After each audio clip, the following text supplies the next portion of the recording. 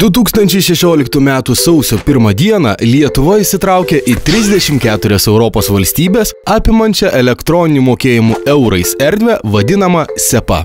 Prisijungusi prie SEPA šalių, Lietuva pradeda naudoti tokias pačias mokėjimo pavedimų formas, kaip ir kitos SEPA šalis. Todėl vidaus ir tarptautiniai pervedimai į SEPA šalis tampa vienodi.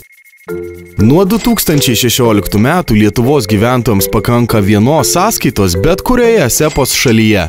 Be apribojimų galima naudoti Lietuvoje atidarytą sąskaitą, norint mokėti į SEPOS šalis ir gauti mokėjimus iš jų. 2016 metais pildant mokėjimo pavedimo formą reikia atkreipti dėmesį į šiuos pokyčius. Mokėtojo ir gavėjo sąskaitos nurodomos tik IBAN formatu. Jį Lietuvoje naudojame nuo 2004 metų, taigi mūsų sąskaitų numeriai nesikeičia. Atlikdami mokėjimą į užsienį, pasitikslinkite, ar gavėjo sąskaitos numeris nepakito.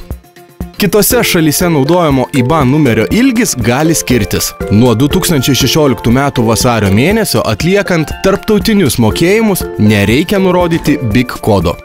Galima simbolių skaičius mokėtojui, gavėjui ir mokėjimo paskirčiai nurodyti sumažėja. Tačiau atsiranda galimybė naudoti daugiau skirtingų kodų, norint nurodyti mokėtoją ar gavėją. Norėdamas lengviau atpažinti jūsų mokėjimą, gavėjas gali paprašyti užpildyti šiuos papildomus mokėjimo formos laukelius. Atlikdami mokėjimą ir toliau galite nurodyti mokėtojo kodą. Laukelyje mokėtojo kodas atsiranda papildomų parinkčių. Galite pasirinkti tik vieną kodą arba jo apskritai nenurodyti. Gavėjų paprašius nurodyti įmokos kodą, jį reikia įrašyti laukelyje nuorodą gavėjui.